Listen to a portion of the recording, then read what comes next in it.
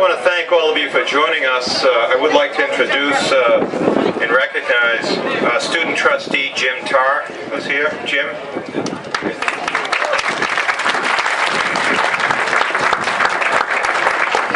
I also want to recognize, well, maybe I'll let the mayor do that. Well, I'll recognize the city manager, and the other folks who are here from the city will, I'll ask the mayor to recognize. I want to recognize the city manager, Bernie Lynch, and say that the manager is an alum of UMass Lowell, having graduated in 1978. He's also an alum of UMass Amherst.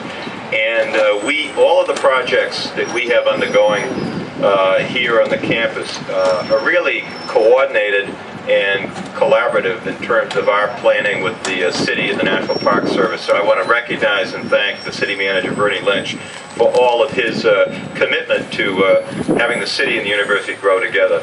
Bernie, thank you very much.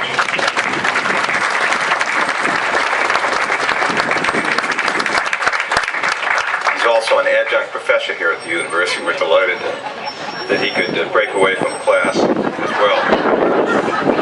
I want to thank all of you for joining us. This is a new residence hall that will be home to 472 students. It opens in the fall of 2013.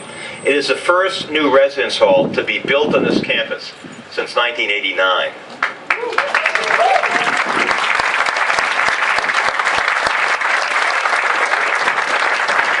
And if you think about what's happened at college campuses across this country, and the fact that students now want suite style, they want apartment style, they want kitchens and kitchenettes, I think it's high time that we offer to our students the best housing that's available. So we're delighted. This facility is going to help us meet the growing needs here at UMass Lowell as the campus continues to increase in size, in activities, in events, and in aspirations. Student enrollment is now topping 15,000 students, a 37% increase over the last 5 years. The demand is increasing for everything from classrooms and labs to student housing. It's all intensified, and as all of you who have heard me speak know, the first reason we want students to live on campus is we know that statistically, students are more likely to be successful if they live on campus. Secondly, we want to attract the best students that we can attract. And historically, if we can't have top-notch housing, we can't attract the students that we want to attract. So we want to encourage students to live on campus. We've made investments in student life, and I want to recognize Larry Siegel, the Dean of Students, because Larry has really headed up our efforts in that. I know I saw him here somewhere. Oh, there he is. Larry, thank you very much for all that you and your staff have done.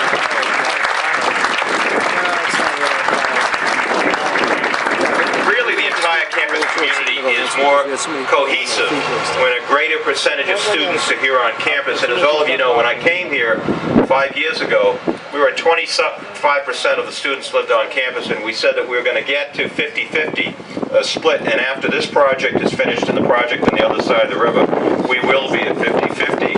And the Commissioner of Higher Education, Richard Freeland, who you hear from later, said, well, you're going to stop at 50-50? I said, no, we don't stop at anything. We're going to go to 60.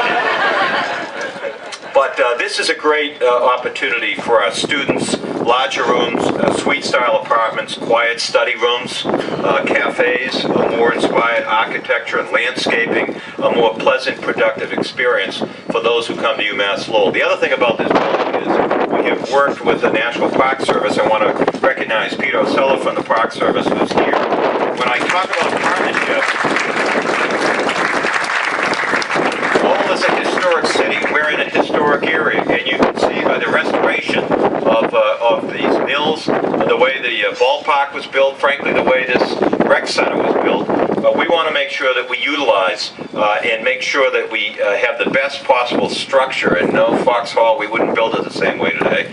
We want brick. And it is a little more expensive, but we want it to fit in with the city. The other thing that we have done is we did an analysis. That is, the university, the city, and the Lowell plan did an analysis and had an expert to come in to tell us how we ought to be growing in different neighborhoods, in different areas of the city. Jeff Speck did their report, and the architecture for this is in line with exactly what was recommended in those reports. So when I talk about partnerships, we don't just go up and build a building.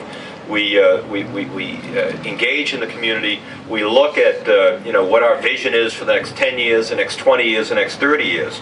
And that's how this building was designed. I would encourage everyone to look at it from the different vantage points that are represented here. But the courtyard will be over here, and it will be a beautiful open space with green space for students, places to sit. The cafe will be right on the corner here. As you can imagine, I imagine during the baseball season, people coming in and coming to the cafe, and yes, the university will hopefully make a little bit of money on it to pay for the building. This is a first-class environment, so we're delighted with this. It's a $55 million project, which is significant. We know that there's a demand for this housing. We know that, and obviously it's going to cost a little more to have housing here. But we also know from analyzing what students are looking for that students want the higher quality housing, and that's what we intend to offer to our students. We have a lot going on. As you know, we have the Emerging Technologies and Innovation Center, which is right over across the river here on the North Campus. It's a beautiful facility that's going to be ready. Actually, it's going to be ready this summer, but it'll be ready for the new academic year. We have a new parking garage. You guys watching this parking garage go up, and I mean, it's fascinating to me.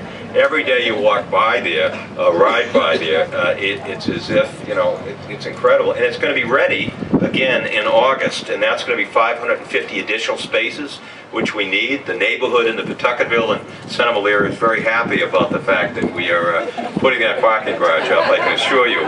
But this has really been a transformation of UMass Lowell that is helping us reach our goal of a world-class excellence for this university. Smart technology in our classrooms, cutting-edge research in our labs, and superior campus life for our students and the students of the future.